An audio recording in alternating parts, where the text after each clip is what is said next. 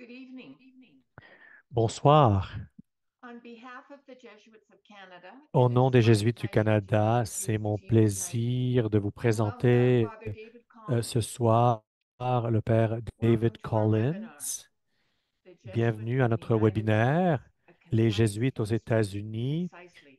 une histoire concise de manière Before we concise. begin, there's a Avant de couple of housekeeping commencer, items il y a I'd like to quelques address. points d'ordre Our administratif que presentation j'aimerais this evening will be 90 souligner. Notre minutes, and that will présentation ce soir include the durera presentation and 90 time for minutes. questions and Ça va inclure answers. la présentation elle-même Please et enter your le temps questions in pour the les Q&A box. questions. S'il vous plaît, They écrire vos might be missing questions in the dans chat la box. boîte de questions et de réponses. On A ne va pas link les to the voir recording dans of la this boîte de evening's discussion. presentation Un lien will à be automatically l'enregistrement sent to de the la registered présentation, participants ce soir within sera envoyé 72 hours. automatiquement aux participants There's no need dans to les call. 72 I'm heures sorry. suivant la présentation. Vous n'avez pas besoin de Change to the m'appeler French ou de channel if you'd like m'écrire. the French Choisissez le canal presentation français tonight. si vous voulez entendre la présentation en As français. usual, we'll begin with a land Comme acknowledgement. d'habitude, nous allons commencer par une Let us begin reconnaissance by acknowledging the territoriale. indigenous people of all the Reconnaissons lands les we are on peuples today. autochtones de tous les territoires While où we nous nous meet today trouvons on a ce virtual soir, platform, même si on se let us rencontre take a moment to virtuellement. acknowledge the importance of the lands Reconnaissons which made us l'importance call des home. terres, des territoires We do que, this to affirm qui our sont commitment and responsibility notre to foyer. improving Nous le relationships faisons pour between reconnaître nations notre and for responsabilité improving pour our own améliorer les understanding relations entre les of nations local et indigenous peoples améliorer and nos cultures. connaissances des peuples autochtones et de leur In Canada, culture. from coast to coast, Au we Canada, acknowledge the d'un ancestral océan à l'autre, unceded nous territory reconnaissons les of all the territoires Inuit, euh, Métis, and non First cédés et Nations people traditionnels that call des this land Premières home. Nations, We des Inuits acknowledge the harms et and des mistakes Métis. of the Nous past reconnaissons les and erreurs commit, du each in our passé own et way, nous nous to move engageons forward in a chacun spirit of à reconciliation avancer dans un and esprit collaboration. de réconciliation et de collaboration. It is my pleasure to C'est introduce mon Father David plaisir de Collins vous this evening. présenter Dr. le Collins Père is a member of the David Society Collins, of Jesus. qui est membre de la Société de He is an Jésus. associate professor Il at est un Georgetown professeur University in associé Washington, à D.C. l'Université euh, He is a cultural historian of the late Georgetown. Middle Il Ages. est un historien He culturel du publishes Moyen Âge extensively on the et il a cults of the saints, publié énormément Renaissance sur humanism, euh, and learned magic. les saints, Sir l'humanisme Mr. de la Collins Renaissance serves as the et chair la of the magie. Le university's professeur working Collins group on est slavery and memory and le président du groupe reconciliation. de travail de His l'université new sur book, l'esclavage, la The mémoire et la Jesuits in the réconciliation. United States, Son makes the nouvel history of the ouvrage, Les order Jésuites aux accessible États-Unis, to a new rend generation. l'histoire de notre David, ordre welcome and thank accessible à you une for nouvelle being with us génération. this David, evening. merci d'être ici ce soir. Thank you, Pat. Thanks for the kind Merci introduction, Pat et and merci thank you for pour the cette very belle kind invitation présentation on behalf et of surtout pour the cette très Jesuits belle of Canada invitation. to talk a little bit Euh, about a theme je that suis là pour vous is parler very d'un dear to me and thème one that I've been euh, engaged qui m'est très in cher for decades. I suppose et ever since I je became a Jesuit, l'étudie depuis des but décennies. especially in D'ailleurs, the depuis last que je suis devenu 25 years or jésuite, mais so, surtout depuis I've been 25 very ans, involved in quand j'ai été très regional education impliqué efforts dans within the Jesuit des order. I efforts work at City d'éducation University, which is a much régionale larger community, dans la introducing them congrégation, into à Jesuit l'université, Catholicism, dans la particularly communauté plus largement, through the euh, historical events associated with the Jesuits présenter aux arriving gens and being l'histoire des Jesuits in Jésuites their depuis leur place in the arrivée dans United les States. Amériques I mean, et the real challenge for toute me, l'histoire de leur mission aux as États-Unis. Le défi concise as pour the book moi, is, même si le livre roughly est just under assez 50,000 words, concis, c'est is moins in de fact 50 000 mots, distilling things mais en down even more vérité, concisely for a essayer de presentation distiller like et this. d'être I'm encore really plus shooting concis for a pour une 45-minute telle target. présentation, So, of course, ce n'est ample pas time évident. for Je questions veux or me limiter, si possible, à comment une présentation de presentation. 45 But minutes pour 45, permettre that's des what's the questions challenge, après. right? Mais The bon, challenge is 45 minutes, the c'est quoi le chronological, défi? Bon, and il y it's a, geographic, il y a la and couverture, il y a la chronologie, encompasses la a wide géographie, range il y a of plusieurs enterprises, activities, fils, challenges, successes, des failures. activités, des It's succès, history. The des Jesuits faillites, would say in the des United States, erreurs. but Cette if we histoire des Jésuites aux concede even États-Unis, before the foundation of the United mais States and the il territory faut se within the rappeler que United les States, Jésuits sont that arrivés begins dans ce as early territoire as the avant 16th century with qu'ils Spanish appelé les États-Unis, des jésuites espagnols qui sont arrivés en Floride et sont allés jusqu'à la baie de la rivière Chesapeake, pas loin d'où je me trouve à Washington, la capitale, et jusqu'au présent, 4 siècles et demi plus tard.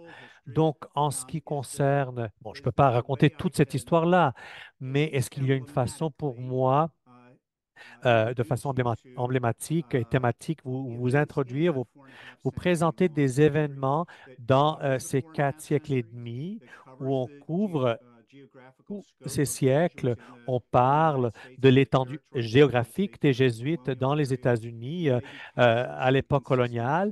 Et ensuite, on va essayer de saisir, d'expliquer quelques fils qui tissent ensemble toute cette histoire très complexe. Alors, ce que j'aimerais faire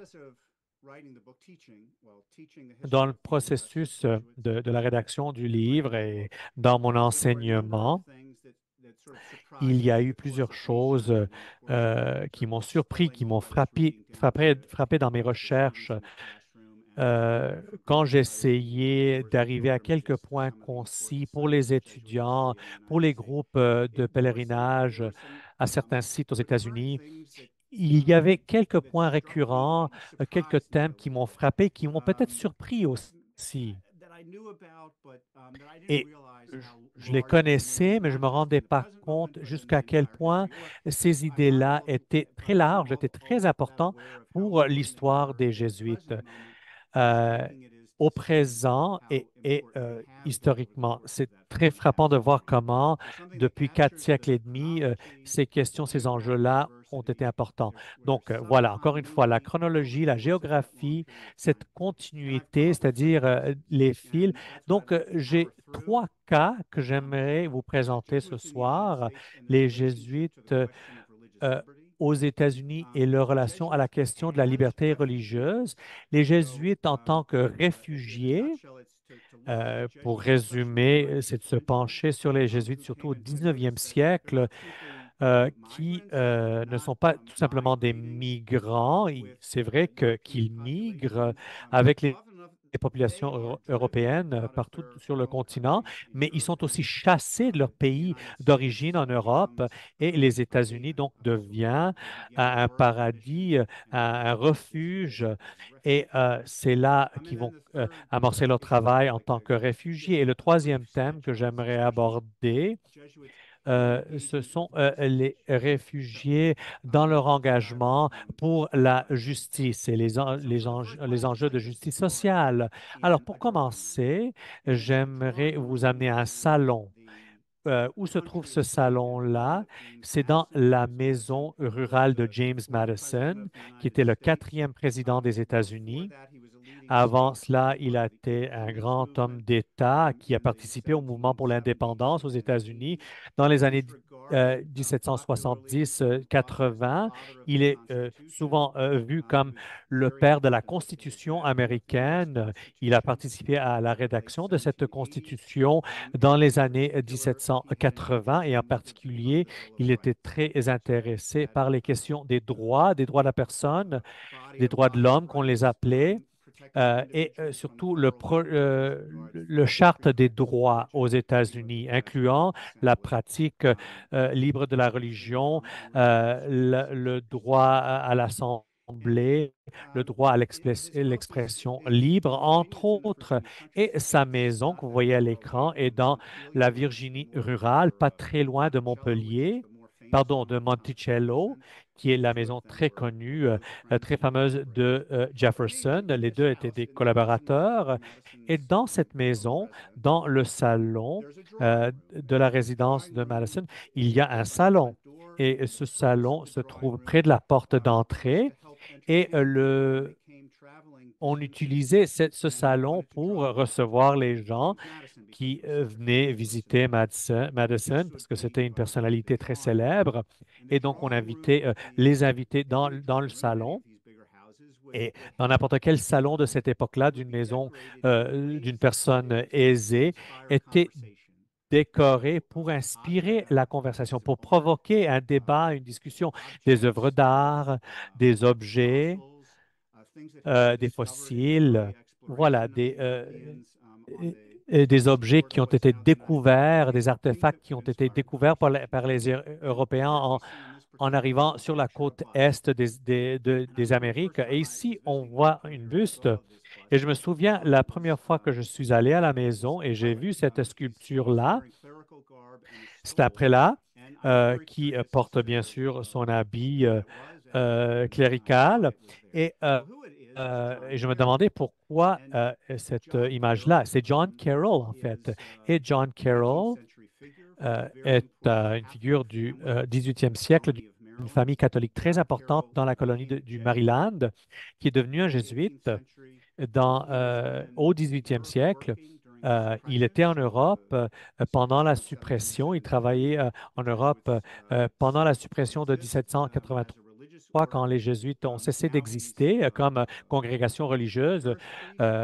Et donc, il est devenu euh, prêtre de paroisse, prêtre prêtre diocésain, et il joue un rôle très important pour aider les catholiques américains à s'organiser, à se mobiliser, et il va devenir le premier évêque aux États-Unis à Baltimore. Et donc la question est la suivante. Pourquoi est-ce que James Madison aurait une sculpture de John Carroll? C'est un peu contre-intuitif. Les catholiques étaient de façon générale, ben, au moins moi, ma façon d'être éduqué, les catholiques n'ont pas été des joueurs, des acteurs importants dans l'histoire des États-Unis jusqu'à l'arrivée massive des immigrants beaucoup plus tard, au 19e siècle et au 20e siècle. Et dans mon éducation aux États-Unis, j'ai appris que les catholiques n'ont pas joué un rôle très important dans la lutte et la guerre pour l'indépendance des États-Unis. Mais en fait, dans la réalité, le fait que Madison avait cette statue de John Carroll, ce premier évêque, cet ancien jésuite, dans son salon pour inspirer des discussions, des conversations, c'est emblématique de quelque chose de très important en ce qui concerne l'histoire des jésuites aux États-Unis. C'est la question de la liberté religieuse. Parce que d'un côté, nous avons James Madison qui est très intéressé par la liberté religieuse, très intéressé d'inclure la clause à cet égard dans la Constitution américaine. Et aussi, il y avait tout ce courant de pensée intellectuelle qui voyait le catholicisme de façon très sceptique, c'est-à-dire que les intellectuels se demandaient la question, est-ce que les catholiques pouvaient participer à une société où l'Église catholique n'était pas l'Église d'État, l'Église officielle? John Locke, qui a inspiré beaucoup des pères fondateurs des États-Unis dans euh, ses écrits sur le problème de la tolérance religieuse, a beaucoup parlé de comment on pouvait tolérer plusieurs religions dans un État pluraliste, mais il a exclu les païens, pardon, il a exclu les catholiques et les athées. Les musulmans, les juifs, les athées pouvaient être inclus, mais pas les catholiques et pas les athées. Parce que dans le cas des catholiques, ils avaient des loyautés divisées. Et il y avait le risque de mélanger l'autorité du pape et l'autorité de l'État. Carroll représentait une tradition de catholicisme qui s'est démontrée très capable de vivre dans un État, dans une société très tolérante, très pluraliste, avec plusieurs groupes religieux représentés. Et les origines de cela vient de l'arrivée, de comment les Jésuites sont arrivés dans le Maryland au début du 17e siècle. Donc, un peu d'histoire pour vous expliquer cette étape-là, cette période-là. En Angleterre, au début du 17e siècle, et il y a énormément de tensions entre les catholiques et les protestants. Nous connaissons un peu cette histoire-là, les guerres religieuses en Angleterre, le conflit entre les Tudors, entre Marie Tudor et Élisabeth, la reine Élisabeth. Il y a eu énormément de violence et énormément de méconfiance entre les deux communautés d'un côté et de l'autre. Quand on arrive au 16e siècle, les protestants sont dominants. Sous le règne d'Élisabeth, il y a encore une minorité catholique en Angleterre, mais c'était là qu'on était, c'est-à-dire les protestants contrôlaient le gouvernement. Puis regardez la violence de Marie Tudor avant Élisabeth. Regardez aussi l'excommunication d'Élisabeth par le pape et son annonce aux catholiques qu'ils ne devaient pas être assujettis à elle, c'est-à-dire les catholiques ne peuvent pas être des sujets loyaux dans notre royaume. Et les catholiques ont regardé, ont vu ce même violence-là, maintenant qui souffrait sous la violence d'Élisabeth. Donc, il y a beaucoup de méconfiance. Est-ce qu'on peut être incorporé? Est-ce qu'on peut être intégré dans cette société? Donc, cette méconfiance des deux côtés est le contexte. Et étant donné qu'il y avait encore des catholiques en Angleterre, il y avait un peu une politique de ne rien dire et de ne rien demander. Euh, dans ces périodes-là où peut-être il y avait un peu moins de violence. Mais ce que les Anglais et les catholiques anglais ont commencé à élaborer, et c'était ça l'inquiétude principale, les papes, du point de vue des protestants et pour certains catholiques aussi, euh, étaient reconnaissants de cet argument-là. Qu'est-ce qu'un pape pourrait excommunier et déposer un monarque? Et c'est ce qui, voilà, mettait en question, en doute, la loyauté des catholiques à l'État, au monarque. Un groupe de catholiques a commencé à développer ce que j'appelle un papalisme basse, euh, où on disait, bon, euh, d'un point de vue ecclésiastique, l'autorité du pape est très appropriée, théologiquement, c'est très approprié, mais dans les questions politiques, le pape ne devrait pas avoir et n'a pas, en fait, beaucoup d'autorité pour intervenir, comme le disaient les catholiques qui défendaient, euh, et on les appelle les hauts papalistes. En tout cas, euh, l'autorité des conseils entre en jeu aussi. C'était une posture minoritaire, hein, il faut se rappeler. Et beaucoup des catholiques anglais essayaient de tirer profit de cette façon de voir les choses pour dire on peut être à la fois des sujets loyaux de la couronne, même si religieusement, nous ne partageons pas la même foi, la même dénomination de cette reine ou de ce roi. Même si le pape excommuniait une reine ou un roi, on pourrait rester loyal parce que ça ne touche pas à notre implication dans la société civile. Alors, cette posture est en émergence et qu'est-ce qui se passe? Bon, il y a un catholique anglais qui demande au roi d'avoir une colonie sur la côte est des États-Unis, de ce qui deviendra. Les États-Unis, c'est Carroll, en fait. Donc, Carroll et sa famille. Et ils demandent la création d'une colonie. Ils vont le recevoir comme récompense. Et ce qu'ils veulent créer, c'est une colonie qui permet la tolérance religieuse et le pluralisme religieux. C'est une façon justement pour qu'ils puissent avoir une colonie qui permet aux catholiques de pratiquer leur religion, mais sans avoir d'église établie.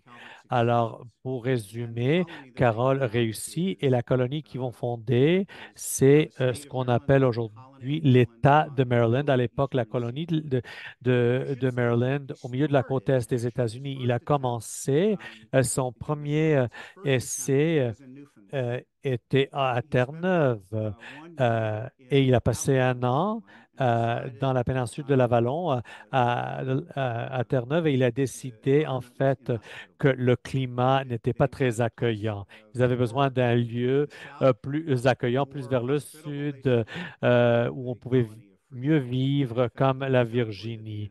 Et le territoire du Maryland est juste au nord de la Virginie. Mais la promesse, c'était qu'il n'y aurait pas de religion établie. Contrairement aux autres colonies où il y avait une liste très claire de religions qui étaient autorisées, d'autres non autorisées, et le catholicisme n'était pas permis dans le Maryland.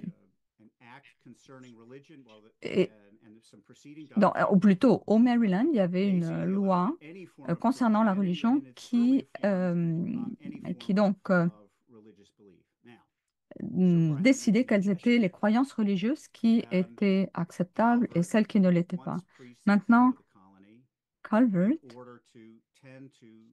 arrive à la colonie pour s'occuper des colons catholiques. Et donc, il y a des jésuites anglais qui sont en exil, qui ne peuvent pas fonctionner légalement en Angleterre. Et donc, il reçoit des jésuites exilés d'Angleterre, d'Espagne. Alors, Calvert et Carroll, ensemble, réussissent à engager l'ordre jésuite dans cette nouvelle mission, donc la mission du Maryland, de la province anglaise.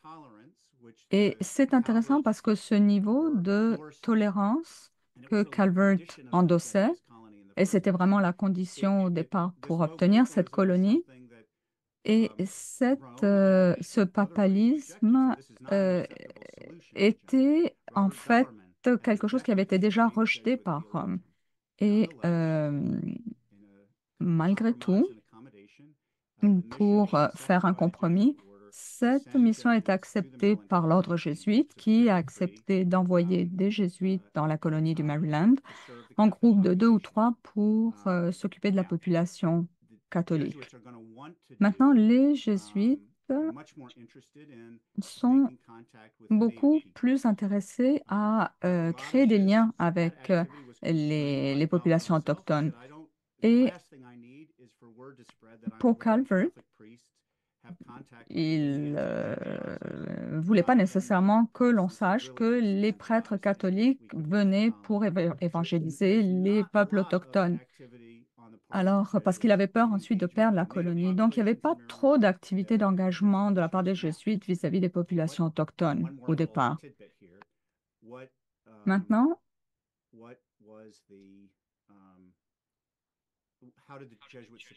comment est-ce que les jésuites ont été capables de fonctionner, de survivre? Quand les jésuites acceptaient des missions, d'être envoyés en mission en Louisiane, dans les Caraïbes, ou avec les Français, ou dans l'Amérique du Sud ou centrale, en général, il y avait des motivations au niveau des subventions qui étaient données à ces colonies de la part du pays d'origine. Maintenant, ça laissait penser que malheureusement, dans un sens, ça faisait penser que le gouvernement appuyait une confession plutôt qu'une autre. Alors, la solution, c'était que les jésuites soient traités de la façon suivante, qu'ils reçoivent une terre une fois qu'ils arrivaient, et cette terre, les produits de cette terre, étaient ceux qui leur permettaient de subvenir à leurs besoins. Donc, c'était une façon, dans le fond, de traiter les jésuites comme n'importe quel autre colon. Donc, pour une personne qui arrive dans cette nouvelle terre, elle reçoit un certain nombre d'acres de terrain, de propriété, et peut les cultiver pour subvenir à ses besoins. Donc, de cette façon-là, on évitait de donner le signal ou le signe comme quoi il y avait une colonie catholique qui s'établissait au Maryland. Maintenant, la révolution de Cromwell, la révolution glorieuse vont changer les choses. Maintenant, ce qui est intéressant, c'est que les catholiques ont été capables de se débrouiller même au moment où cette période coloniale où il y avait toute une série de lois contre les catholiques qui étaient promulguées. Malgré tout, ils ont réussi à continuer à vivre leur foi de façon discrète. Et donc, on a une population catholique à ce moment-là qui, quand on arrive en 1770, de la guerre d'indépendance, on a déjà une population catholique établie qui fonctionne bien, qui comprend qu'ils peuvent fonctionner dans une société pluraliste, qui n'ont pas besoin de s'appuyer sur une église pour survivre. Et donc, cet homme, ce monsieur, John Carroll, qui à la moitié du XVIIIe siècle était jésuite, avec ensuite la suppression en 1773, il revient aux États-Unis, il est curé de paroisse, et ensuite, en 1780, il commence à former les prêtres qui sont là pour créer une église organisée, en quelque sorte. Et il demande ensuite, fait la demande du premier diocèse, qui est celui de Baltimore, et donc il est élu. Donc John Carroll fait partie de cette tradition du Maryland qui, qui a été témoin, en fait, qui a vécu une entente qui fonctionnait. Et donc, qui a défendu son point, disant à James Madison qu'ils étaient capables de fonctionner dans une société pluraliste, donc il n'y avait pas de raison de douter que ça puisse fonctionner à partir de des exemples qui existaient en Europe ou à cause de toutes les polémiques autour des catholiques. Et étant donné que la famille de John Carroll était catholique, il y avait, au début des guerres d'indépendance, une tentative de convaincre, de rallier les Canadiens à la cause révolutionnaire. Donc, Benjamin Franklin, intellectuel et père fondateur, Samuel Chase, qui était avocat, et deux autres membres de la famille des Carrolls sont montés jusqu'au Québec pour essayer de persuader les Canadiens à se rallier à la cause des 13 autres colonies. Et leurs propositions, en fait, ont été rejetées. Donc, John Carroll a participé à cette initiative-là. Donc, on parle de la période coloniale, la côte Est, et si on regarde l'histoire du 19e siècle au sein de l'Église, on voit qu'il y a eu conséquences majeures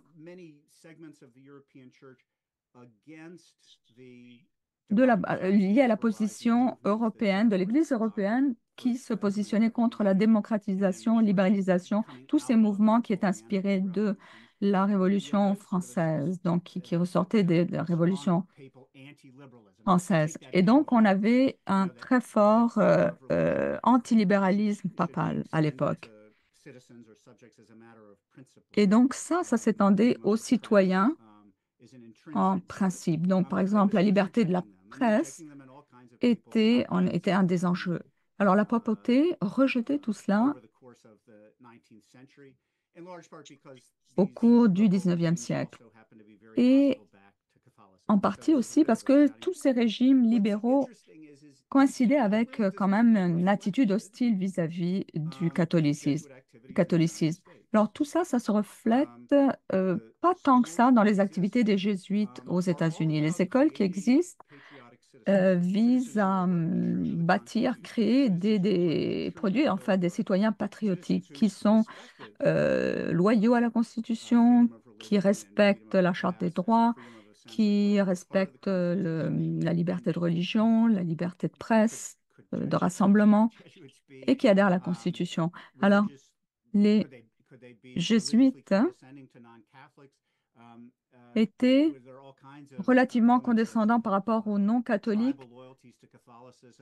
Il y avait en partie un phénomène de loyauté, mais au bout de la ligne, à la fin du 19e siècle, alors que les jésuites européens arrivent avec toute une série de déclarations qui condamnent les valeurs libérales et les valeurs politiques de cette époque-là, comme la démocratie et les nouveaux gouvernements constitutionnels qui s'installent, qui s'établissent. Aux États-Unis, tout cela, ça n'a pas d'écho. Alors, ils sont loyaux à la papauté, aux questions ecclésiastiques, absolument. Pour ce qui est des jésuites. Mais quand on parle des enjeux politiques, les jésuites des États-Unis, et ça on le voit aussi dans les écoles, parce qu'on veut créer des citoyens des bons citoyens américains. Et donc, il y a vraiment la primauté du gouvernement démocratique libéral. Maintenant, une autre expression, c'est à travers John Courtney Murray, un jésuite de New York, qui voit le pluralisme et la liberté religieuse comme essentiels dans la formation de ce qui vont être ensuite les déclarations de Vatican II sur la liberté religieuse et la liberté de conscience. Et ça nous amène au XXe siècle. Et ce projet jésuite a un côté plus sombre qui a trait au lien entre les jésuites des États-Unis et leur lien avec l'esclavage. Là où est le lien, c'est que vous vous souviendrez comment est-ce que les jésuites obtenaient leur financement. Étant donné qu'ils ne pouvaient pas le recevoir du gouvernement, ils ne pouvaient pas s'engager dans des activités de levée de fonds non plus parce que ça augmentait leur visibilité et ça pouvait devenir dangereux. Et donc, il fallait travailler ces terres. Et qui travaillait les terres qu'ils possédaient? Eh bien, à partir de 1700, ils importaient en fait des esclaves d'origine africaine. Et ce même gouvernement colonial du Maryland qui essaye de pousser des lois qui protègent les catholiques en termes... Alors, de la même façon qu'ils essayent de protéger les catholiques, c'est ces mêmes législateurs, dans le fond, qui créent des nouvelles lois au milieu du XVIIe siècle pour s'assurer que les Africains et les descendants africains qui étaient soumis à l'esclavage ne puissent pas avoir accès aux libertés civiles et aux droits civils. Et donc, c'est ça un des paradoxes de l'attitude des jésuites à cette époque-là. Alors, maintenant, on va passer à une autre page qui est celle des jésuites comme réfugiés. Et j'insiste sur le terme réfugié. Je veux faire une différence, une distinction entre réfugiés et migrants. Alors, les jésuites aux États-Unis, au XXe siècle, sont pour la plupart d'origine étrangère. Ils sont nés à l'étranger et la majorité d'entre eux n'ont pas quitté leur pays d'origine parce qu'ils voulaient suivre une population migrante. C'est parce que les jésuites avaient été expulsés des pays où ils se trouvaient et donc ils ne pouvaient plus travailler dans le pays d'origine. C'est juste pour vous mettre un petit peu en contexte et probablement ces cartes-là sont un petit peu trop détaillées.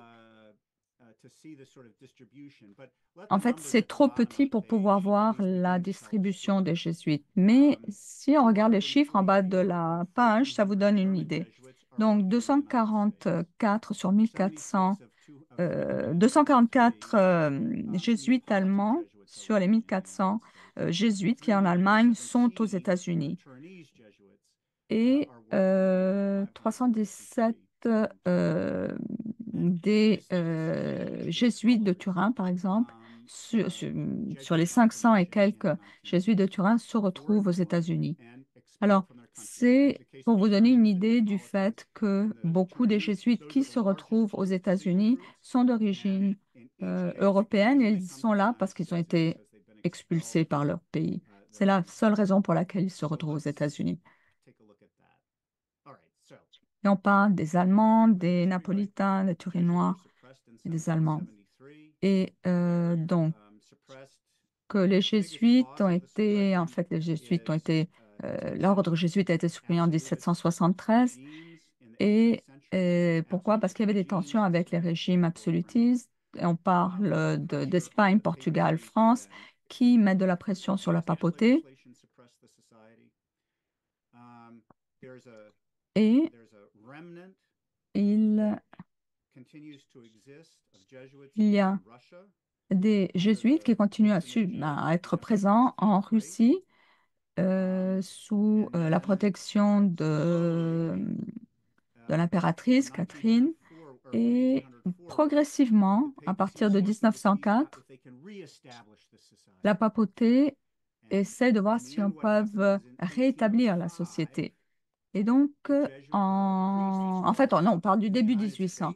Et en 1805, en fait, les prêtres sont de nouveau sont autorisés aux États-Unis à se réaffilier avec leur ordre jésuite. Et ça, en 1814, c'est là l'anniversaire qu'on célèbre où on a eu vraiment la restauration le retour des jésuites et la reconnaissance de nouveau des jésuites partout. Maintenant, ici, il y a une image de 1773 de la lettre qui explique aux jésuites qu'ils ont été supprimés, signée. En fait, on vous invite à signer pour connaissance. Et bonne journée. Et voilà, c'est assez intéressant la façon dont est libellée cette lettre. Et donc, c'est là que l'Église dans l'Empire russe est au centre des activités jésuites pendant la période de la suppression. Et finalement, ça a été levé après la Deuxième Guerre mondiale, mais c'est là que les quartiers généraux étaient basés, en fait, pour les jésuites pendant la période de la suppression. Maintenant, au moment de la restauration, évidemment, le pape, les catholiques étaient heureux de ce virage, mais beaucoup de personnes qui n'étaient pas en contact directement avec le catholicisme étaient certainement moins contentes. Alors, pour un certain type d'élite de l'Ouest, il représentait en fait ce qu'il y avait de pire dans le catholicisme, ce qu'il y avait de pire à offrir le catholicisme. Alors, c'était la perception. Et donc, le catholicisme, en fait, était la pire manifestation. La chrétienté était la pire manifestation du catholicisme et sa pire expression encore, c'était dans les jésuites. Et là, on a un échange entre John Adams et Thomas Jefferson, le troisième président des États-Unis, qui dit n'aurions-nous pas ici des hordes de jésuites sous autant de formes et déguisements que n'a jamais fait un roi des Gitans? Et ce qui est intéressant, c'est qu'il ajoute notre système de liberté religieuse pourrait nous obliger à leur offrir un asile. Mais s'ils ne mettent pas la pureté de nos élections à rude épreuve, ce sera un miracle. Alors, en fait, beaucoup de nouveaux libéraux dans le sens du 19e siècle à l'époque, pas dans le sens qu'on attribue aujourd'hui. Donc, ces néolibéraux, en fait, les défenseurs de ces ces régimes néolibéraux, donc post-Napoléon, qui ont suivi la Révolution française, partageaient la vision négative de Adams de Adams et Jefferson par rapport aux jésuites, mais et donc les jésuites ont été expulsés 1815 de la Hollande, 1820 de Russie, 1830 de France, 1848 de Suisse. En fait, il y a un principe qui a été intégré dans la Constitution suisse de 1848 qui empêchait aux jésuites de faire quoi que ce soit comme activité dans leur pays. Et ça a été en fait retiré de la Constitution uniquement en 1973 et à peu près quand les femmes ont obtenu le droit de vote. 1848 pour l'Autriche, 1849 pour l'Italie et 1872 pour l'Empire allemand sous Bismarck.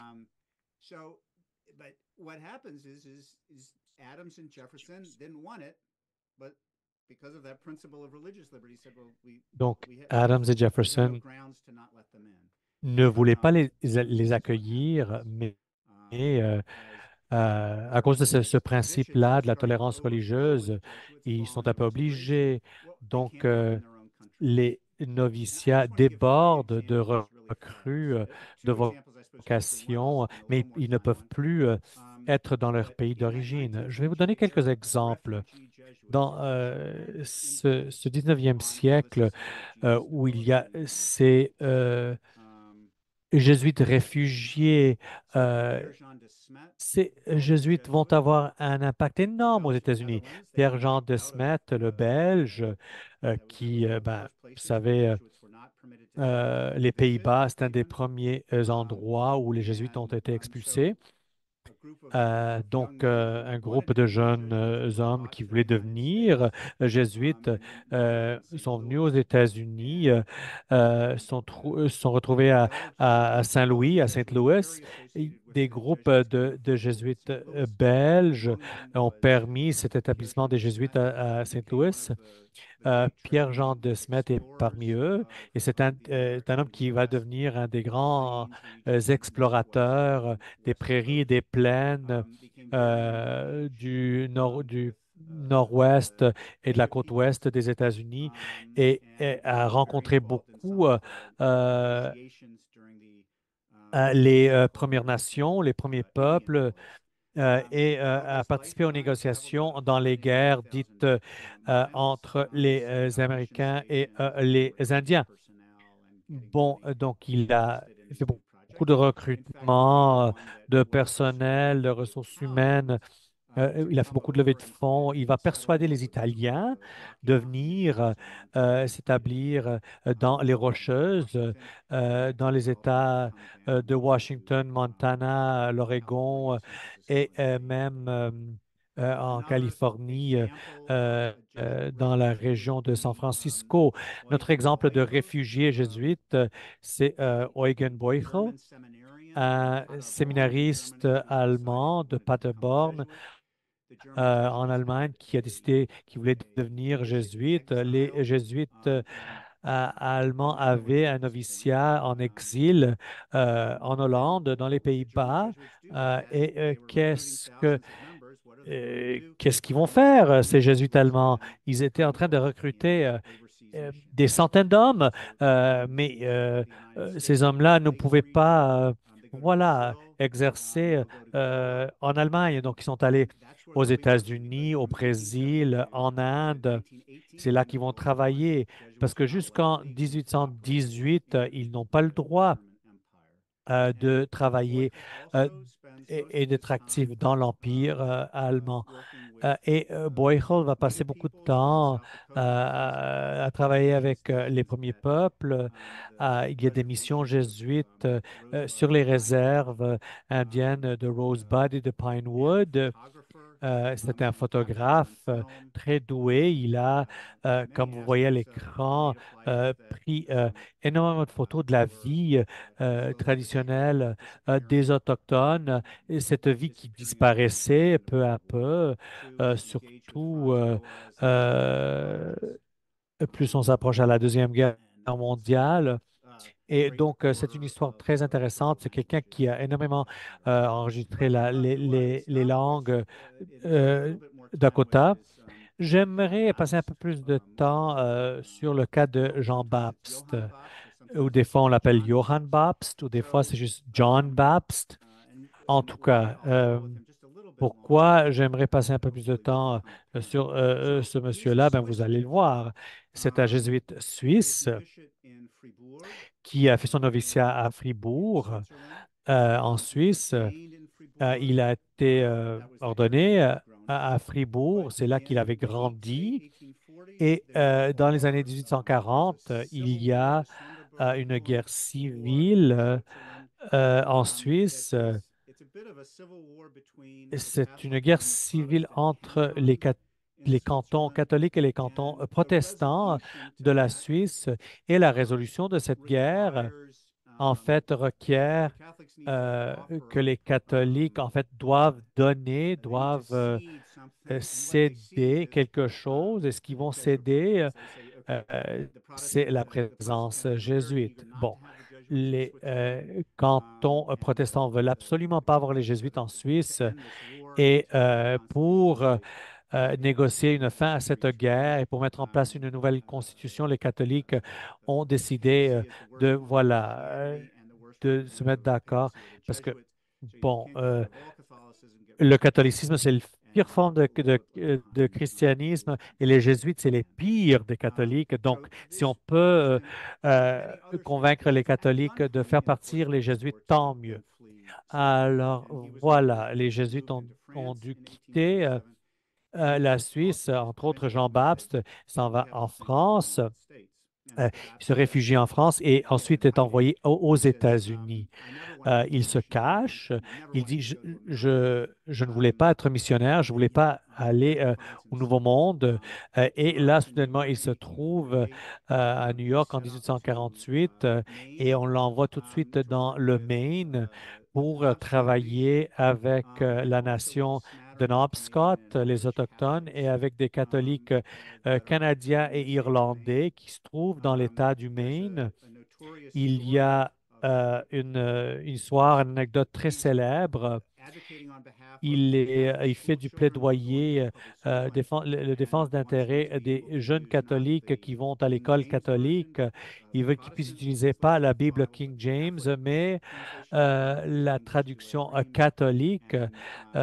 Et il y a une réaction très négative dans la population protestante et il va être attaqué.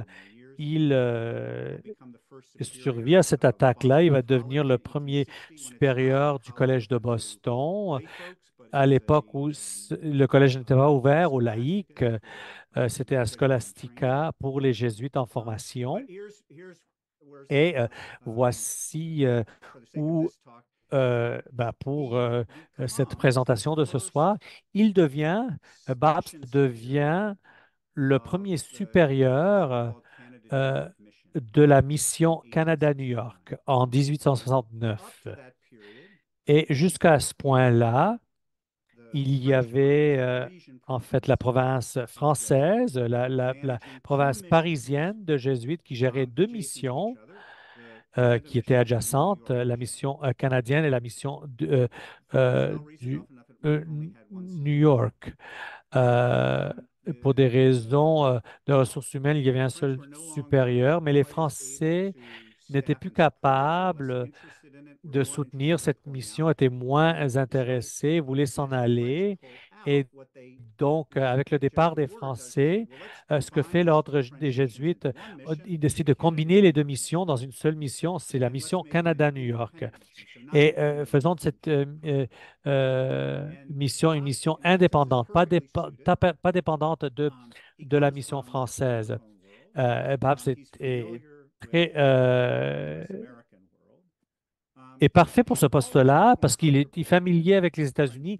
Il vient d'un milieu francophone. Il connaît le monde francophone.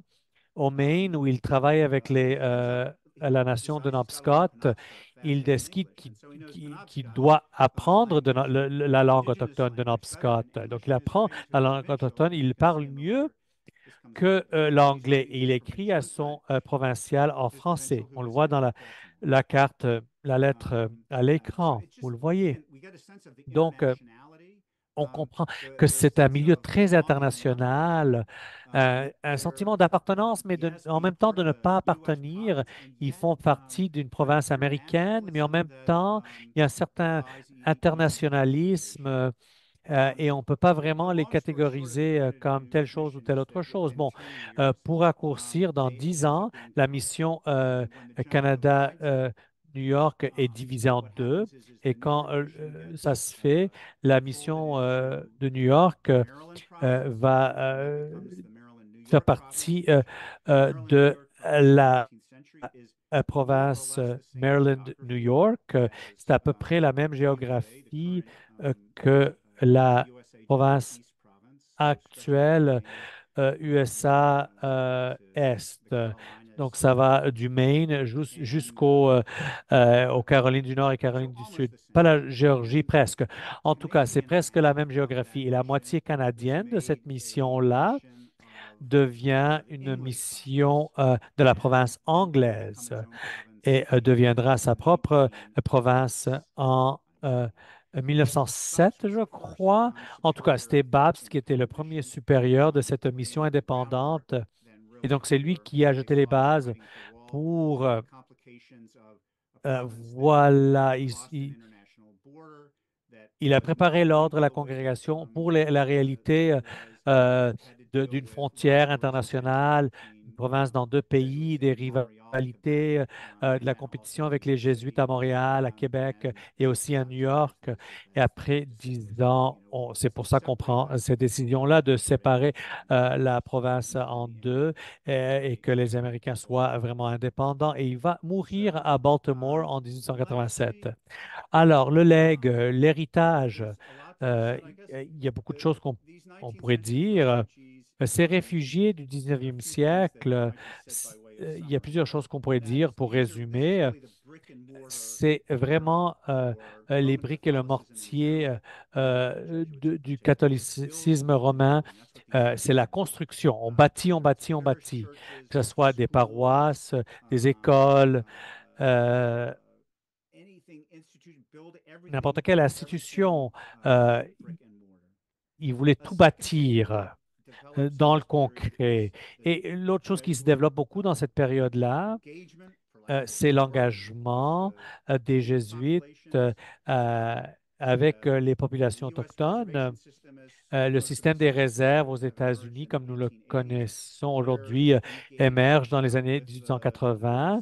Donc, les Jésuites sont en dialogue, travail avec les différentes nations autochtones. Il y a beaucoup qui a été écrit là-dessus. Les Jésuites qui veulent établir des lieux, des endroits indépendants, des lieux paradisiaques, idylliques. Il y avait ce désir-là de christianiser, d'évangéliser. Et ça m'a toujours frappé euh, de garder dans cette histoire-là l'idée qu'il y a quelque chose de différent ici. C'est pas comme le projet anglo-américain qu'on voit ailleurs, c'est-à-dire c'est des gens à la base, les jésuites et les sœurs avec lesquelles ils travaillaient, l'anglais était plus une langue étrangère. Ils connaissaient mieux souvent les langues autochtones et les valeurs anglo-saxons. Bon, ce n'étaient pas des anglo-saxons, c'était des Italiens qui étaient des réfugiés. Et donc, ça rend très complexe ce qui est, à la fin de la journée, euh, une histoire très tragique avec beaucoup d'injustices, mais en même temps, comme la plupart des récits historiques, c'est pas facile de catégoriser, de dire ça c'était mauvais, ça c'était le mal, ça c'était le bien. Bon, et c'est lié au fait que les Jésuites étaient eux-mêmes des réfugiés. Ils savaient ce que ça voulait dire de perdre son foyer, de perdre sa maison, de perdre ses terres. Et donc, de tous les enjeux sur lesquels je me suis penché, je pense que c'est cet enjeu-là qui mérite le plus d'attention pour ceux qui font de l'histoire jésuite. Bon, je vais continuer. Prochain diapo, j'aimerais dire quelque chose par rapport aux jésuites et la justice. Euh, je vais vous dire pourquoi ça m'a surpris. Bon, en faisant de la recherche sur ce côté-là de l'histoire jésuite, ça m'a beaucoup attiré, ça m'a beaucoup intéressé. Pourquoi?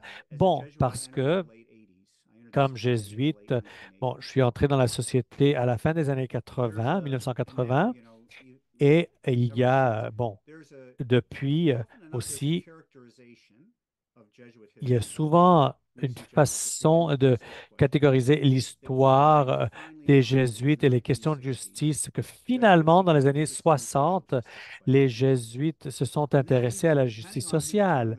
Et dépendamment de qui raconte l'histoire, euh, soit on dit, bon, et ça c'est le grand moment de lumière qui a corrigé toutes les erreurs du passé, cette triste société. euh, où on n'a jamais pu suivre Ignace. Ou soit on entend la version opposée, c'est-à-dire qu'une fois que les jésuites sont appliqués dans la justice sociale, on le met toujours entre guillemets de façon condescendante, ils ont perdu leur orientation et ils ont parlé juste que de justice et pas de foi. Et voici la vérité. Comme historien, j'essaie d'éviter dans ma capacité d'historien les guerres culturelles et je ne peux pas prédire l'avenir non plus. Mais ce qui est intéressant pour moi, c'est les façons euh, euh, dans lesquelles les jésuites, dans leur travail de justice, les problèmes de justice, ça remonte à beaucoup avant les années 60, même si on pense à la liberté religieuse, la justice pour les minorités, les groupes minoritaires. Ça, on le voit déjà chez les jésuites dans l'époque coloniale. Mais les façons que les jésuites euh, ont décidé de participer au travail de la justice sociale, surtout par rapport à l'enseignement de l'Église, l'enseignement social. Euh, je veux commencer par une citation. Beaucoup des idées des jésuites viennent d'autres gens. Et c'est grâce à l'aide de ces gens-là, le dévouement, la collaboration d'autres que les jésuites font leur meilleur travail. Mais cette citation de John Ryan au début du 20e siècle, dans ce qu'il a appelé le catéchisme de la question sociale, un penseur très influent, très important. Ce n'est pas un jésuite à l'époque, mais il a participé beaucoup à ces programmes. Il dit, nous ne pouvons pas rendre la terre paradisiaque, mais nous pouvons rendre la vie et le travail des masses plus humains et plus agréables à Dieu par une meilleure répartition des salaires plus élevés pour ceux qui sont sous-payés, l'assurance sociale, la participation aux bénéfices, l'association, la production coopérative et l'imposition et l'assurance contre la maladie, la vieillesse et le chômage. Donc, c'est la justice sociale, c'est l'enseignement social de l'Église catholique. Et les jésuites étaient vraiment prêts à monter sur ce train-là. Et ça devient vraiment un projet très important aux États-Unis et partout dans le monde, pas seulement chez les jésuites, hein. Et c'est John Ryan qui a beaucoup fait avancer ce travail-là. Il a poussé pour la mise en œuvre de l'enseignement social, des systèmes qui sont justes. Donc, c'est pour ça qu'on parle d'assurance maladie, on parle de, de production coopérative, on parle des problèmes systématiques qui doivent être corrigés dans la société. L'assurance chômage, ça vient de la papauté, ça vient du leadership de l'ordre, de la congrégation, et bien sûr, c'est lié à la lutte contre le communisme après la Première Guerre mondiale. C'est lié aussi à une population catholique aux États-Unis où il y a beaucoup d'ouvriers. C'est une population très ouvrière. Et donc, cet enseignement social de l'Église veut protéger et permettre l'épanouissement de ces populations-là. Donc, il y a beaucoup de jésuites qui font plusieurs choses. Des jésuites qui commencent à étudier les sciences humaines, les sciences sociales pour comprendre les problèmes humains, les différentes disciplines comme Leo Brown, qui devient économiste du travail, qui travaille sur ces questions-là et qui a créé le Jesuit Institute of Social Order, qui veut convaincre les jésuites d'être plus en phase avec ce qui se passe dans la société, comment mesurer l'analyse quantitative, les statistiques. Il y a Daniel Lord, le grand rédacteur, écrivain de Dépliant. Il essaie de vulgariser ce que Leo Brown fait à niveau intellectuel. Et vous voyez la photo à l'écran en bas à gauche, Carmelo Tronchesi de Naples, qui se trouve dans le sud-ouest américain et qui défend les travailleurs euh, dans l'industrie des pacanes, quand on ne veut pas bien payer ses travailleurs, il les défend. Donc, il y a des activistes, des militants dans la tradition de Tranchisi, il y a des vulgarisateurs comme Lord et il y a des intellectuels de très haut niveau comme Leo Brown qui traitent ces questions-là d'un ordre social juste avec euh, une vue vers les travailleurs. Le mouvement des retraites aux États-Unis commence avec l'idée d'inspirer les gens d'affaires avec les enseignements de l'Église. Et là, on a Philly, un jésuite de New York, qui a lancé ça, le mouvement de retraite américain, qui donc a rallié les travailleurs catholiques autour de ces idées. Et puis, il y a le mouvement de défense des droits civils dans le XXe siècle. Et donc, la situation est assez complexe au niveau du racisme aussi parmi les jésuites, tout comme par ailleurs au reste des États-Unis. Et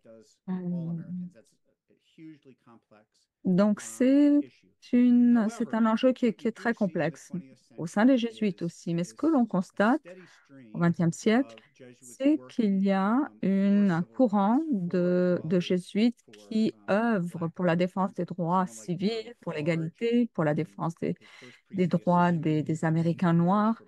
John LaForge également, qui reçoit son première assignation dans le sud du Maryland et écrit un livre sur la question du racisme qui applique les principes sociaux du catholicisme à la question du racisme. Et puis, il y a des débats sur l'intégration au sein des écoles dans les années 40 et 50, donc des gros débats avec des défenseurs des deux côtés, à l'intérieur ou à l'extérieur de l'ordre.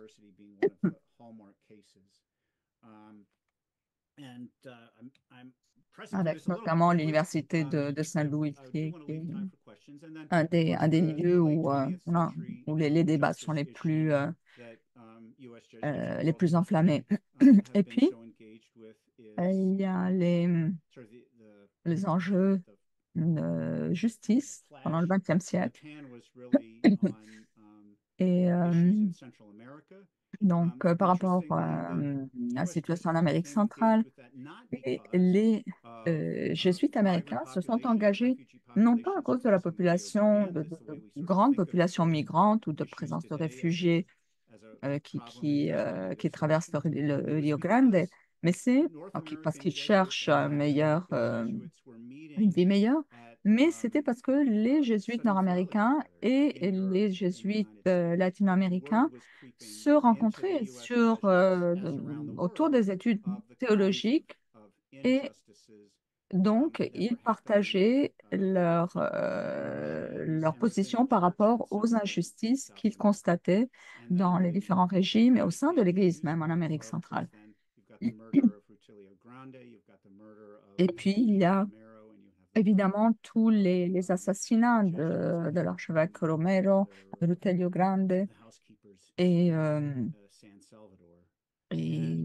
également les assassinats à El Salvador. Alors, ce que l'on voit, hein, c'est que ce n'est pas juste les jésuites, mais toute la communauté qui est interreliée avec la communauté jésuite à travers les écoles et les paroisses. Et donc, la question, c'était comment le gouvernement est responsable aussi en partie pour ce qui s'est passé. Maintenant, je voulais qu'on se garde un petit peu de temps pour les questions. Alors, l'idée, c'était de voir une chronologie, donc la période coloniale, 19e siècle, 20e siècle, géographie de côte est à côte ouest des États-Unis et ces différentes tendances, fils qui donc se tissent autour de la justice, la mentalité également des jésuites qui sont en Amérique comme réfugiés et Donc, tout ce qui naît autour des idées de liberté religieuse à la fin de cette période. Alors, je serais maintenant heureux d'entretenir vos questions s'il y en a. Alors, je vous Thank you passe la very parole. much. Well, rescue me and Merci listen. beaucoup. Merci yes, beaucoup. we have some questions in the On a Q&A, and I quelques questions asked dans the donc, minutes dans la ahead boîte of de time, questions-réponses. Oh, okay, great. and some by text as Donc, we des questions qui ont été listen to posées your presentation. par The texto first one, également, alors que les what gens vous challenges écoutez votre the American présentation. Jesuits face Alors, today? quels sont Do les they still défis have influence and are they getting des jésuites vocations? aujourd'hui? Est-ce qu'ils ont encore une influence et est-ce qu'ils reçoivent encore des So, vocations? C'est quoi les um, défis des jésuites américains à l'heure actuelle? in the last chapter, I do a little bit of Alors, dans mon dernier chapitre, je and partage un peu de so chiffres aussi. let me work through those questions backwards. Alors, je vais aborder la The question, US mais society is facing dans le sens sort of a contraire. quantitative C'est-à-dire que la increase in société vocations américaine akin se to trouve face à une crise des vocations en European termes countries and quantitatifs, tout comme les pays européens, tout comme le uh, Canada, donc I en termes de distill nombre. Maintenant, the so j'analyse. as Ok, je vais reprendre ça. also as a medieval historian, En that's how I was tant trained and what qu'historien I du most Moyen Âge, necessarily work on. parce que c'est I always surtout used to là-dessus que je joke travaille, with je the grad sentais students toujours when quand I les directed the doctorate étudiants, program in the history of quand the j'étais seminary, responsable that du it's not programme de really doctorat, history until euh, all the participants are je leur dead. disais que ce n'est pas encore, on peut pas That parler that's what d'histoire a tant si longtemps historian que tous les needs. He needs tous les nobody who participants was sont pas involved to morts. be Donc, still alive. on peut pas parler d'histoire tant si That doesn't sound longtemps que too, les gens but directement it's intéressés that sont encore there's a certain vivants. amount of distance before Mais, the et relative donc, il strength of faut prendre une historical reflection certaine can kick in. distance And there are other ways to avant deal que with l'on those puisse more faire une recent réflexion events vraiment that are historique. completely legitimate. They just Maintenant, don't belong to the il y a historian. des événements récents qui sont tout à Social science can fait do that, journalism can do that. So légitimes, all of this is actually by way, though, des of réflexions qu'on peut saying faire this sur la made me situation terrified actuelle. of writing Maintenant, anything about the last 50 years. Because anything quand I would write on about, parle des probably I 50 knew dernières some of années, si je the vais major écrire players, and the là-dessus, major players je wouldn't sais know quels me. sont les principaux joueurs et But so vice-versa d'ailleurs, here's what I distilled. I have mais distilled the last 2 decades voilà ce que je peux dire par in rapport aux terms of 2 dernières sort of décennies, par contre, what's ce que j'ai pu shaping what analyser. society does. And the first thing La is première chose, where we started, ce the qui est number crunch, de la société, right? c'est In la in the réduction des nombres. 1960s, Dans les années 60, the number of Jesuits in the le United nombre States de was jésuites aux moving in the direction États-Unis of 10,000 s'en allait dans la direction Jesuits de in the United States. 10 000 jésuites And aux at this États-Unis. point, we're looking at the numbers Et à ce dropping stade-là, down to 1,000. on a vu les chiffres So chuter that's jusqu'à 1000. a tremendous demographic shift. Et donc, ça a été un And virage a lot of it in the démographique United States énorme. has been, and a lot of my Jesuit life has been, Maintenant, this issue of beaucoup de how do la you vie des jésuites aux recalibrate, États-Unis était given that there autour were de a whole lot of comment se commitments that were going recalibrer, on étant that donné qu'il y avait cannot be beaucoup d'engagements sustained qui the avaient été way they've pris been précédemment. moving Ils étaient forward. plus soutenables, Now, étant donné that's a le manque de challenge, ressources humaines. Donc, and ça, that's a c'est un challenges défi. inspire creativity. Et So tout défi inspire ou I'm pousse à la absolutely not créativité. prepared to say Alors, je ne suis pas préparée pour dire, certainement pas pour dire que this is tragic.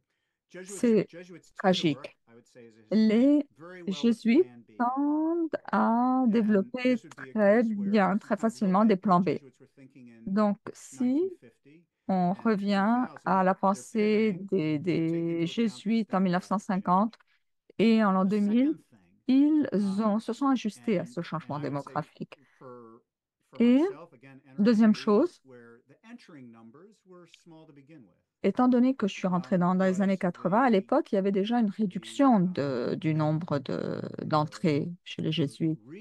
Et reinvigoration and the la reconceptualization of what it means to work well. reconceptualisation de la And spiritualité ignatienne that a becomes then joué both aussi. Donc something ça, that is c'est devenu quelque chose qui, a resource that Jesuits c'est devenu une themselves ressource que les tap jésuites into as mêmes we figure out as a utilisent en religious fait, order how best dans to laquelle ils serve the puisent church. l'inspiration pour savoir comment And then servir also, au meilleur especially l'Église et Dieu. Donc, alors qu'il y a eu la reconfiguration et reconceptualisation et qu'on a trouvé des nouvelles façons aussi de puiser l'inspiration dans Saint-Ignace et les premiers compagnons, on a essayé de trouver des façons plus solides de partager cette spiritualité par rapport à ce qu'on avait fait dans le passé. Donc,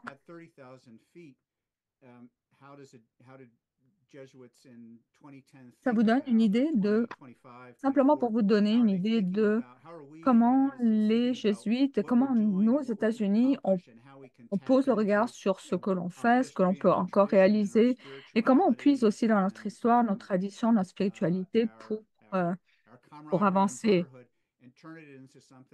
et transformer cela en quelque chose qui puisse être vraiment productif pour la mission de rédemption qui est celle à laquelle on est appelé pour accompagner le Christ dans ses œuvres. Donc, c'est une force très, très forte lorsqu'on essaye de comprendre la situation des jésuites, la situation actuelle des jésuites aux États-Unis. Est-ce que vous pourriez parler des contributions des jésuites à l'éducation aux États-Unis dans le passé et dans le présent, à l'heure actuelle? Et qu'est-ce qui distingue en fait le style d'éducation des jésuites? Donc, c'est comme deux questions en une.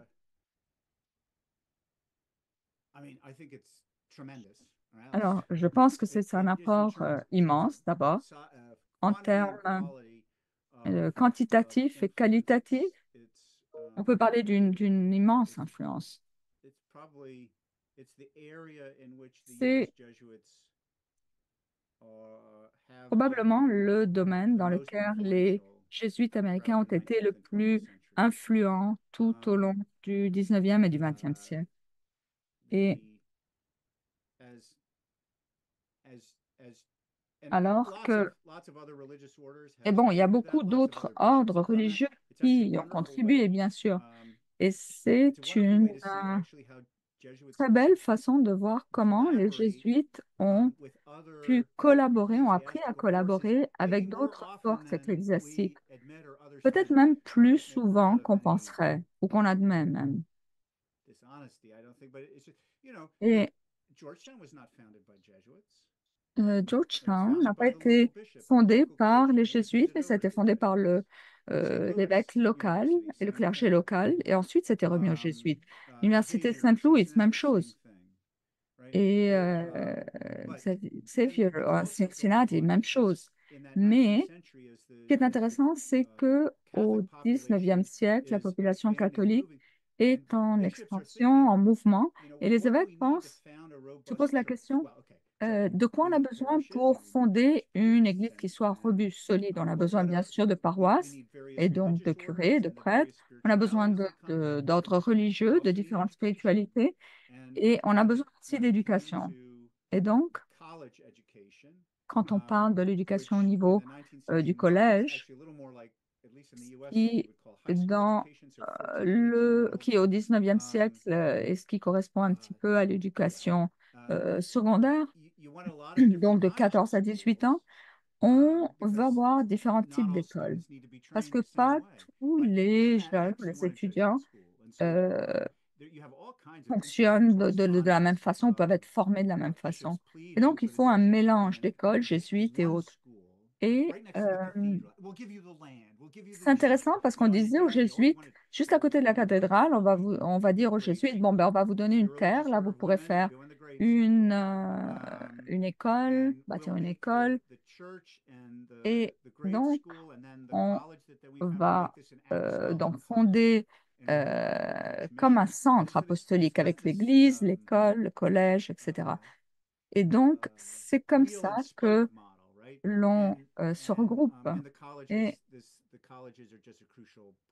et donc, les collèges sont également un élément très important de ce développement de l'éducation. Et vous pouvez retrouver une cinquantaine de ces collèges au début de 1900 qui sont un petit peu éparpillés partout aux États-Unis. Et pour la population catholique, avec les écoles des frères chrétiens également, et les écoles oblates, sont une partie essentielle de l'infrastructure sur laquelle s'est assise en fait l'Église nationale aux États-Unis et le système d'éducation. Et donc, les écoles jésuites sont vraiment au cœur de ce développement, de ce programme plus global. Et je pense qu'il y a eu quand même un déplacement avec le temps, un changement. Je dirais que au 19e siècle, l'objectif était tout d'abord d'offrir une éducation à des étudiants qui autrement n'auraient même pas accès à cette éducation-là. Et un certain niveau, c'est-à-dire on leur offre une éducation d'un certain niveau académique et autrement ils ne pourraient pas y avoir accès. Ça, c'est au 19e siècle. Ensuite, à partir du 20e siècle, fin du 19e, début 20e siècle, il y a un changement, dans le sens qu'avec les temps qui changent, les écoles jésuites se diversifient dans les étudiants qu'ils souhaitent desservir. Et ça rejoint la question précédente aussi, par rapport aux défis de la société actuelle. C'est une question très sérieuse pour comprendre comment est-ce qu'on s'engage aussi par rapport aux universités, par rapport aux grosses universités, parce qu'on a quand même un certain pouvoir, certaine présence, mais on n'a certainement pas le même pouvoir que l'on avait au 19e siècle. D'autre part, dans les écoles jésuites, le bon côté aussi, c'est qu'il y a beaucoup plus de recherche qui se fait que dans les écoles séculières, laïques. D'autre part,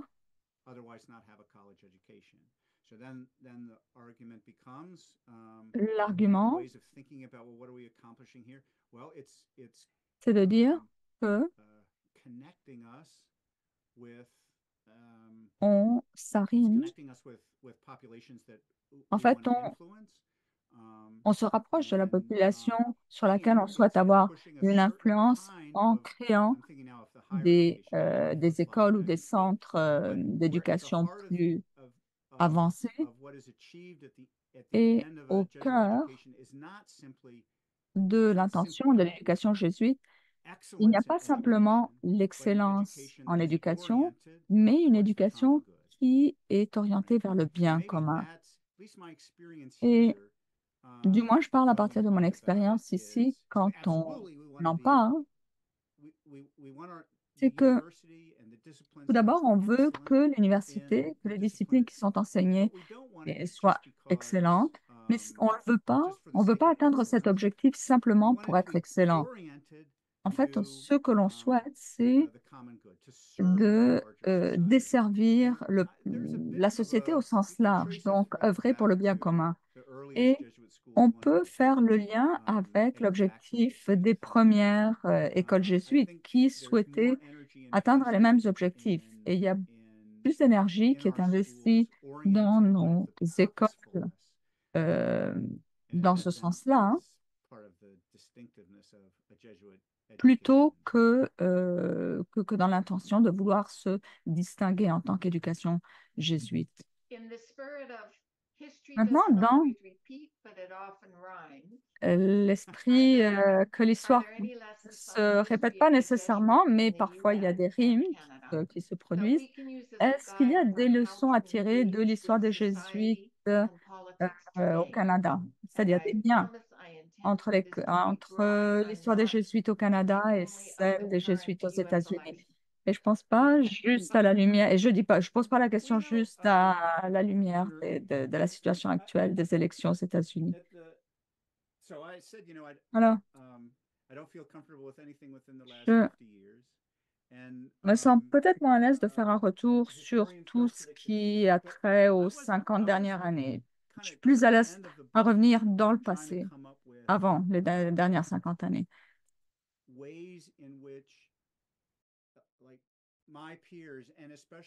Comment mes pères et surtout la génération après moi, parce que je me suis réconcilié à l'idée que je ne suis plus un jésuite jeune. Il y a une génération plus jeune de jésuites qui ont des rêves, qui ont des désirs, qui ont une vision pour la congrégation. Et donc, j'essaie de réfléchir à comment ces rêves et ces espoirs ne sont pas si différents euh, que les jésuites il y a 100 ans.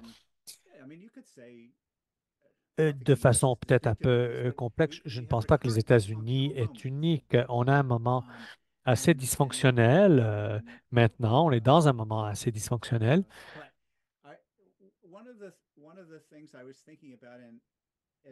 Et une des choses auxquelles je réfléchissais, ben, on est dans une période très polarisée dans la société américaine. Et souvent, quand on parle aux gens, euh, des jésuites, on nous met d'un côté ou de l'autre des barricades, vous voyez? Mais je suis très reconnaissant comme jésuite parce qu'on peut mettre 12 jésuites dans une file et je les nomme dans le livre. Il y en a qui sont plus intellectuels ou il y en a d'autres qui sont plus activistes. Il y en a qui sont plus conservateurs, d'autres qui sont plus libérales, d'autres qui sont plus pro-pape et d'autres qui sont plus des prêtres travailleurs, prêtres de la rue. J'ai consulté très largement pour essayer de trouver un équilibre et j'ai dit, bon, vous savez, les gens veulent dépeindre les jésuites comme étant une cinquième colonne de gauche dans l'Église. Mais quand on met plusieurs jésuites dans une même salle, vous savez, on célèbre la messe autour du même autel, on mange dans le même réfectoire, ils socialisent dans les mêmes salons, ils trouvent un but, des objectifs et une orientation de cette même puits du 17e siècle. Et à la fin de la journée, ils veulent servir Dieu et aider l'humanité. C'est ça l'accomplissement mystérieux. C'est ça qui est distinctif. C'est ça qui est unique. Moi, je peux aller dans cette salle de récréation à Wolfington Hall et savoir qu'il y a un spectre politique très large, plus large que l'étendue, que la largeur de l'écran. Et je sais que les gens vont être là en train de rire, raconter des histoires, parler des derniers succès, de l'action de grâce, quel est l'évangile sur lequel il faut prêcher, avez-vous de bonnes idées? Et cette grande diversité que souvent dans la société contemporaine, dans la société américaine, contemporaine. Ces gens-là ne se parlent plus, mais chez nous, on se parle encore. Un exemple juste à côté de chez moi, à Wilfington Hall, et comment faire de cela quelque chose de plus contagieux euh, et offrir une alternative à l'autre modèle très polarisant. C'est un défi, je pense, pour les jésuites de partager avec d'autres personnes de foi et avec leurs concitoyens. Prochaine question. Il y a un peu de contexte d'abord. Au Canada, au début du 20e siècle, deux prêtres de paroisse, le père Jimmy Tompkins et le père Moses Cody, les deux qui avaient été formés à Rome, ont été très influencés par l- l'encyclique Rerum Novarum du pape Léo XIII en 1891. Tompkins et Moses ont servi dans des paroisses rurales en Nouvelle-Écosse dans les années 20 et 30, à cause de la dépression et d'autres facteurs, ils ont ressenti le besoin d'impliquer les paroissiens dans des activités coopératives, la création d'emplois, le développement communautaire, et ça a créé le mouvement Antigonish qui est basé à l'Université Saint-François-Xavier où le père Cody a développé un département d'extension et d'éducation adulte. Le mouvement s'est répandu partout au Canada et aux États-Unis. En partageant cette histoire, je suis curieux de savoir comment ces les enjeux de justice économique et sociale de la base au niveau des paroisses a pu influencer et engager, faire participer la communauté jésuite aux États-Unis. C'est une très bonne question. Il y a plusieurs enjeux là, des enjeux très intéressants. J'étais à une conférence à Chicago euh, le printemps dernier. J'étais là pour mon livre, bien sûr, et la plupart des participants étaient beaucoup plus impliqués dans l'histoire de l'ordre jésuite aux États-Unis et partout dans le monde au 19e et au 20e siècle, beaucoup plus que moi. Et des choses dont on a parlé, c'est quels sont des domaines où la recherche historique doit être approfondie. Et une de ces domaines, un de ces domaines, et je suis un peu coupable dans mon livre, en fait, c'est d'aller au-delà des écoles, des universités, de la tradition intellectuelle, de la société à haut niveau et entrer plus dans le vif de ce dont nous parle celui qui vient de poser la question, c'est-à-dire les paroisses, la base. Moi, j'ai trouvé en écrivant ce livre-là, c'est très difficile d'avoir des données sur les paroisses et de faire de la recherche, euh, d'aller cueillir de l'information. Mais il y a deux domaines qui me sautent à l'esprit une fois que j'aurai un étudiant. euh, je vais le pointer dans cette direction, je vais l'orienter dans cette direction-là, c'est-à-dire de regarder plus de près le mouvement de synodalité. Ça, c'était un mouvement dans et entre les paroisses. C'est devenu très actif au début du 20e siècle. C'est associé à Dan Lord, que j'ai mentionné très rapidement plus tôt. Et ce mouvement de sodalité, c'était pour faire le lien entre les paroisses, la question de la dévotion, mais aussi les questions de justice sociale dont on a parlé. Euh, C'était le contexte dans lequel euh, Dan Lord a travaillé ces questions-là. Ça nous permettrait d'entrer plus en contact avec la vie des familles. Bien sûr, les écoles secondaires, les universités, c'est très important. C'est surtout des adolescents et des jeunes hommes. Les écoles jésuites à cette époque-là étaient juste pour les hommes et les garçons. Et le mouvement de sodalité, c'était de faire le lien.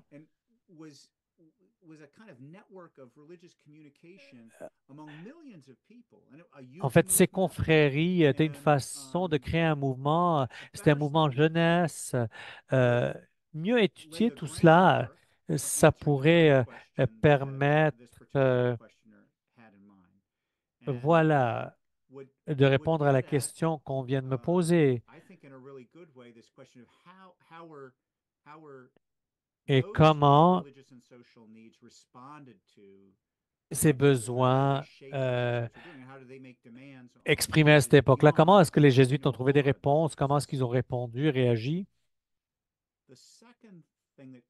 La deuxième chose qui me vient à l'esprit pour y répondre, en voyant le genre d'activisme qui se fait dans les paroisses, euh, quand on pense à la crise en Amérique latine, la crise en Amérique centrale.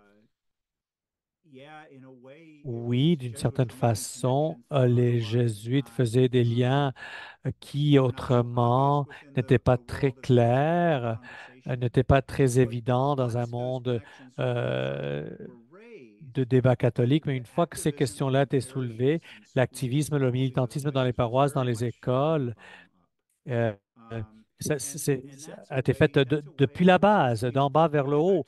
Et je crois que c'est une façon, quand on revient à la question démographique, le déclin, la diminution dans le nombre de jésuites, c'est encore plus important de voir comment les mouvements de base vont avoir un effet sur ce que font les jésuites et qui permettront aux jésuites de se mobiliser et d'influencer les mouvements de la base aux États-Unis. Donc, ça va dans les deux sens, dans les deux directions. Il me semble que ça devient de plus en plus évident dans le présent. Alors, ce sont les deux choses qui me viennent à l'esprit, voilà, en répondant à votre question. Merci beaucoup, David. On n'a pas le temps pour d'autres questions, malheureusement, mais j'aimerais exprimer notre gratitude pour cette belle conférence sur l'histoire des Jésuites aux États-Unis, votre survol qui a tracé euh, les cette histoire-là jusqu'au temps moderne, dans le contexte de l'histoire sociale et culturelle des États-Unis, a été très intéressant.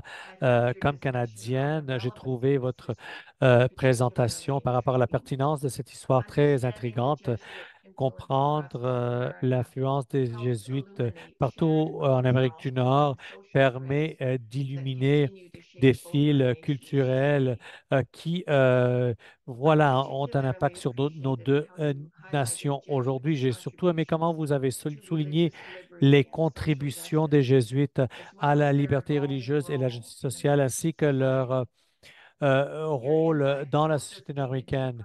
Vos points de vue nous permettent de comprendre de façon plus approfondie les complexités entourant le legs, l'héritage de la Société de Jésus et sa pertinence aujourd'hui. Aussi, votre passion, votre enthousiasme pour votre sujet a rendu votre présentation très mémorable. Alors, merci encore une fois et j'encourage notre public de lire votre livre. Merci beaucoup, Patricia. Ça a été vraiment très agréable. Je suis très honoré d'avoir été invité, de pouvoir partager cet enthousiasme avec vous. Alors, merci beaucoup.